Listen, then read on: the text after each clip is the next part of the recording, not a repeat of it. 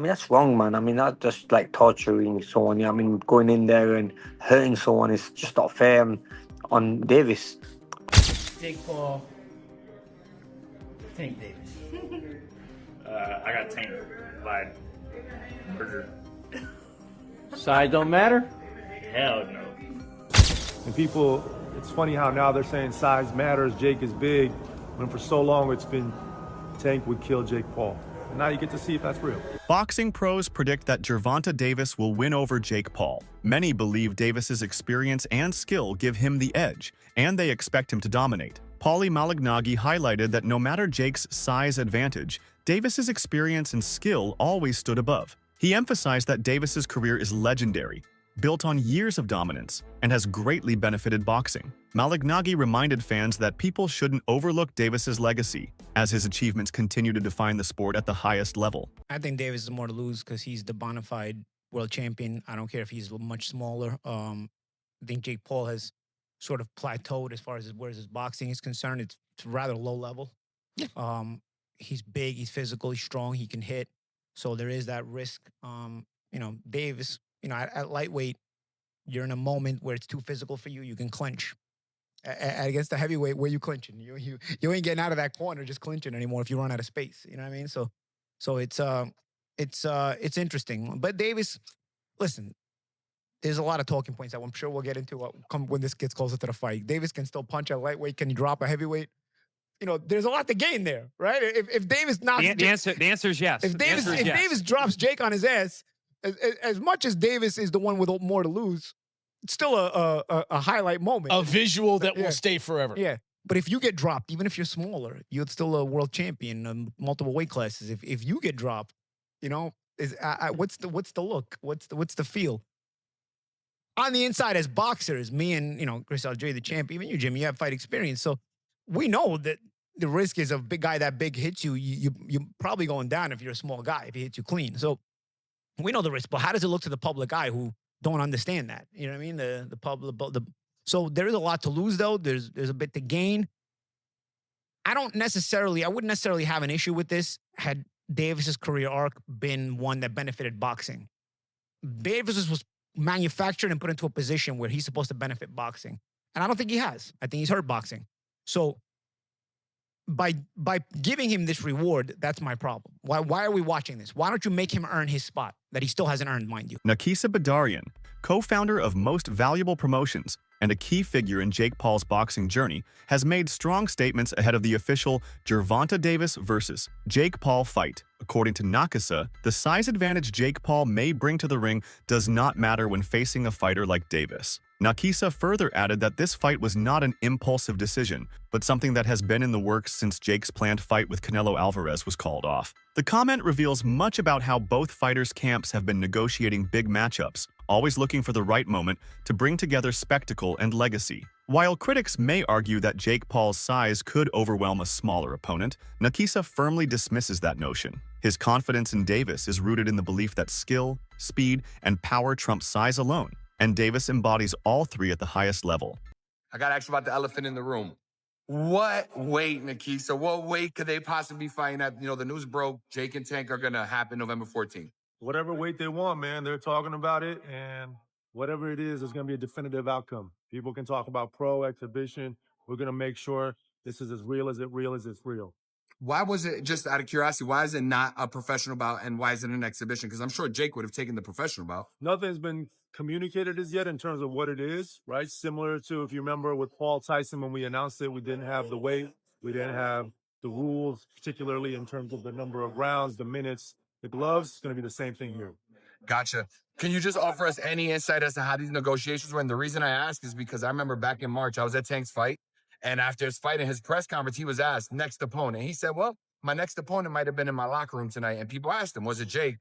He made reference. He made allusion to. Has this been an ongoing thing? And has it ever, been at a point where it wasn't going to happen and came back? Or was this always the plan? Always been the plan for Jake to fight Tank once Canelo didn't happen.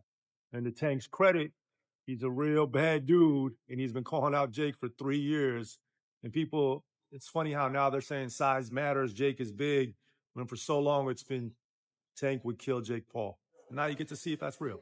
Thank you, man. Appreciate you. Gotcha. Knockout. One of them. The elephant in the room. Elephant in the. What do you know about how this came to be? And then, if you can, do you have any idea on what the weight is going to be between Jake Paul and Tank Davis, which was just announced? Well, considering that I'm one of the guys on the team, you know, we always like to allow everyone in front to be able to release the information as they please. Veteran trainer Jeff Mayweather has taken a different stance from Nakasa and many others by siding with Jake Paul. Jeff explained that at this particular weight, he believes Jake has the advantage. Paul has fought most of his professional bouts at cruiserweight, carrying more natural size, power, and reach into the ring. Gervonta Davis, on the other hand, is moving up significantly to take this fight, which raises questions about how his frame will handle the jump. Jeff Mayweather's prediction reflects an important debate among analysts. On one hand, Davis is widely regarded as one of the most skilled and explosive fighters in the sport. You have weight classes for a reason. And I mean, even as good as Tank is. But it'd be similar to Logan and Floyd, right, if it's an exhibition. No. Well, I mean, the weight same. differences. The weight difference is way more. Jake is over 200 pounds. Logan was around 200 pounds. Yeah, but Who wins a fight, man? We ain't talking, who wins if they have it? Come on now, answer the question. I mean, to be honest, I would think Jake know how to fight a little bit. I think he should win. You beating a man that's 135 pounds, he should be able to win. Gervonta Davis himself has fueled the fire of this matchup by posting the official promotional video on Instagram. Fans who were initially expecting a rematch against Lamont Roach were surprised, as many thought Davis would cement his legacy by revisiting unfinished business. Instead, Davis leaned into the spectacle, embracing the narrative of facing Jake Paul on a massive global stage. By sharing the promo, Davis reminded the world that boxing is not only about legacy fights, but also about entertainment, marketability, and opportunities to expand the sport's audience. While purists may have wanted the Lamont rematch, Davis made it clear through his post that he is unbothered by criticism. He sees Jake Paul as a legitimate opponent in the sense that the bout will capture global attention, making it one of the most watched events of the year. They're trying to fight they were trying or still trying to find a common medium, which is 175, so the fight can officially be sanctioned as a real boxing match. But there's no boxing commission that will sanction it because the weight is just too far apart. And Jake Paul has proven to be a true boxer now, okay? So it's considered an exhibition, which what I'm being told is going to be 10 2-minute rounds. But they wanted Jake Paul to make 175 so this can be a real boxing match and count against their record and box rep. But the fans are demanding to see him fight Lamont Roach. As I told you guys, Tank told you that he wasn't fighting Lamont Roach in the rematch. He had other plans, which is Jake Paul. He told you that in the post-fight press conference after the Lamont Roach fight, right? So with that said, that fell through at the time, and he revisited and entertained the idea of fighting Lamont Roach in the rematch. But he never signed the contract. They were supposed to fight June 21st. He never signed the contract. Then they were supposed to fight August 16th. He never signed the contract. And then he had the arrest. He had to get bailed out, so on and so forth. With that said, now he's broke his silence. He resurfaced on social media because he went ghost on social media. And he put up this promo, and the fans are responding in a negative way. And he's responding in a negative way. He's responding right back with the same energy. And he's telling the fans, because the fans are saying, hey, the money that you reportedly making, which is being said that he's going to make $40 million for this fight, according to multiple sources and Eddie Hearn and a few other people. He's supposed to make guaranteed purse of $40 million. Matchroom's Frank Smith revealed that Gervonta Davis had originally been lined up to face Lamont Roach in a rematch, a fight many expected to further cement his legacy. However, once the chance to fight Jake Paul emerged, the plan shifted dramatically. Smith noted that the financial reward and international spotlight tied to Paul were simply too great to ignore. This decision highlights the current state of boxing, where fighters must balance sporting merit with commercial opportunities. For Davis, choosing Paul represents not just a business move, but also a way to capture global attention far beyond traditional matchups. While Smith didn't outright criticize the choice, his comments highlighted the shifting priorities in modern boxing. Legacy-defining fights often take a backseat to high-profile crossovers that attract massive pay-per-view numbers. For Davis, the Jake Paul fight is not just about proving skill, but also about tapping into a global fan base that extends far beyond hardcore boxing circles. And let's say you take money out of the equation, which is obviously the main factor here, but like he's in a division where he's got killers all in his division. You know, Shakur, Haney, who's 147. You know, you look at T.O., for example, Keyshawn, and then you choose to fight someone like Paul. Surely that's a concern when you do look at it like that. Yeah, but again, it's the world we're in. If you can get a huge amount of money to fight someone who's never boxed, really, before, you're going to do it. You know, Floyd Mayweather boxed Logan Paul with a huge weight disparity. He was done by then. I He know, was done. Like, this is an active world champion. But it's the world we're in. Yeah. And that's the truth. Now, when it comes down to it, it's just like Conor McGregor fighting Floyd Mayweather. Two completely different sports. Was the biggest pay-per-view in recent times, wasn't it? Maybe if ever. Those are like different comparisons, though, if you think about it. Do you not like... Yeah, but the sport's in a wild place, isn't it? That's just, like, I'm just like the reality of where we are, you know. And I can't really say much when we're talking about Jake Paul fighting Anthony Joshua at the same time. Yeah. You know? Do you think Tank should get stripped of his title? Yeah, I think anyone who, just in general, doesn't defend their title to do something else should get stripped because it shouldn't hold the belts up. You know, in any, like, I think that should be the reality in anything. You know, if you're not going to defend your belts or you're not defending, sometimes there's the rules, obviously, if you fight for a belt at a higher weight, you can retain the belt until there. But if you're not, don't have intention of defending the belts, you shouldn't hold the belts up. People should get the opportunity to fight for them. What happened with the failed negotiations between AJ and Jake Paul? I think anything's still possible. That was always discussed for next year. You know, this fight's November, early part of next year. AJ's in a great place because if anyone in the heavyweight division wants to make huge money, Anthony Joshua is the man they have to get in there with, you know. An analyst addressed the wave of criticism aimed at Gervonta Davis for choosing to fight Jake Paul. According to him, fans often look for reasons to troll fighters rather than appreciate their careers. Davis has been in the sport for years, building his name through discipline, talent, and highlight reel knockouts. If he now wants to make money through a spectacle fight, the analyst argued, there is nothing wrong with that. This perspective reflects a growing frustration within the boxing community. Many fighters who dedicate their entire lives to the sport receive little credit compared to crossover stars like Jake Paul, who are often accused of skipping the traditional path. By fighting Paul, Davis is ensuring not only a career-high payday, but also a chance to silence critics who doubt his ability to thrive under the biggest spotlight. Casual, but what about the hardcore boxing fans? Won't we stand up and put some value on fighters that dare to be great, that respect the sport of boxing and not just the business of boxing? Ryan Garcia never been a champion. Shout out to Ryan Garcia, but Ryan Garcia never been a champion. Making more money than these guys, Devin Haney and Teofimo Lopez, right? Ryan Garcia, the less accomplished fighter, was just main eventing in their last fight. Devin Haney was the co-main event, and Teofimo Lopez was playing third fiddle. Where was the hardcore boxing fans' dollars? Where was the hardcore boxing fans' appreciation? Don't blame that on Turkey. Don't blame that on the promoters. The promoters are businessmen. And it seems like the promoters already know that the hardcore boxing fans don't flip the bill.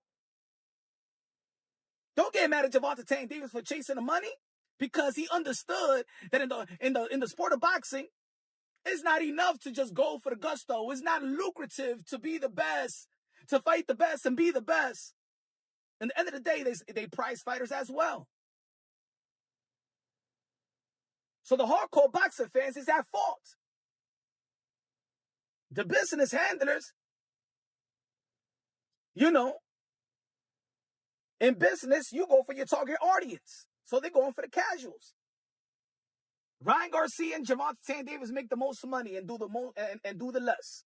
Some fans have accused Gervonta Davis of avoiding high-level opponents like Shakur Stevenson and Teofimo Lopez in order to chase a money fight with Jake Paul. While these criticisms are loud on social media, others believe they are unfair. Davis has consistently proven his dominance in his weight classes, defeating champions and building an undefeated record. Suggesting he is ducking opponents undermines his established legacy. Choosing Jake Paul does not erase Davis's accomplishments. Instead, it highlights how modern boxing allows for multiple paths, legacy fights, and crossover bouts. Go ahead with fight no Shakur Stevenson, no Keyshawn Davis, no Teofimo Lopez, no none of them dudes. You know what I'm talking about?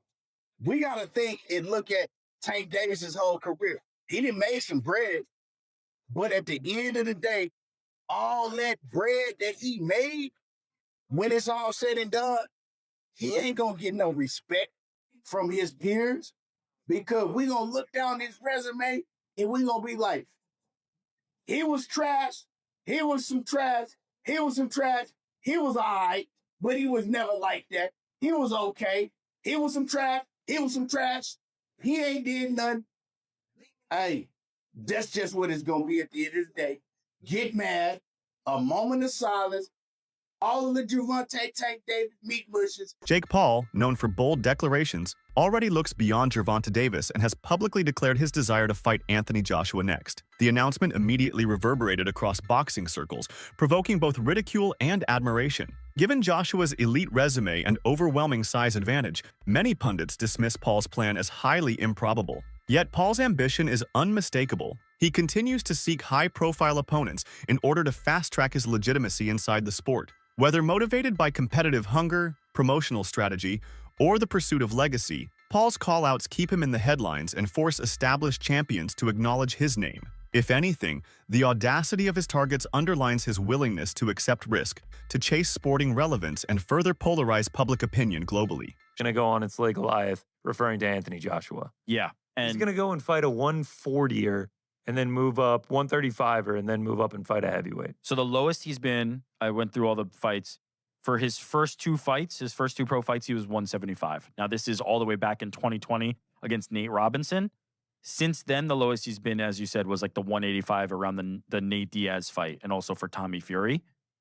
I wonder if Jake can get down to that weight anymore.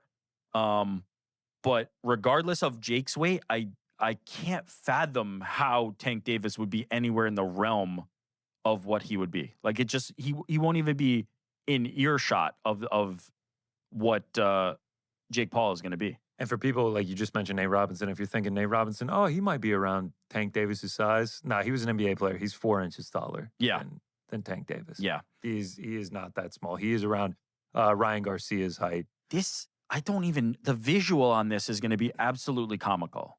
Comical, dude.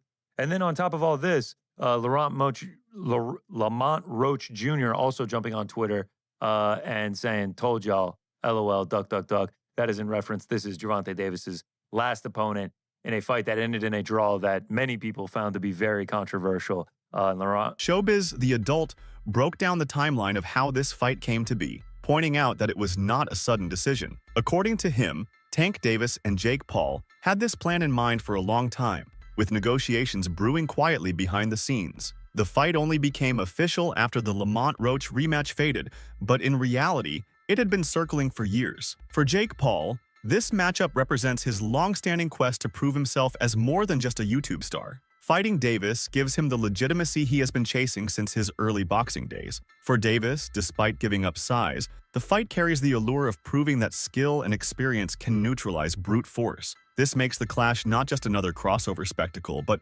also a calculated move designed to shape both careers in profound ways. This was always the plan.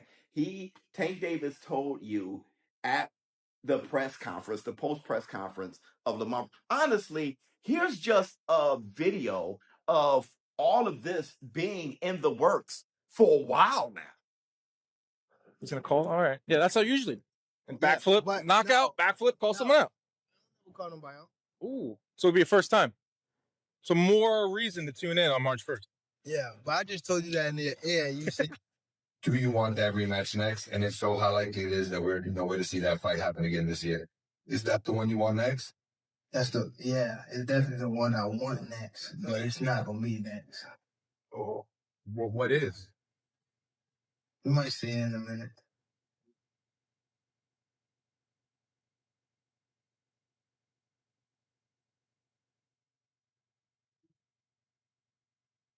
With you and Tank actually being a thing. Was that something that was talked about?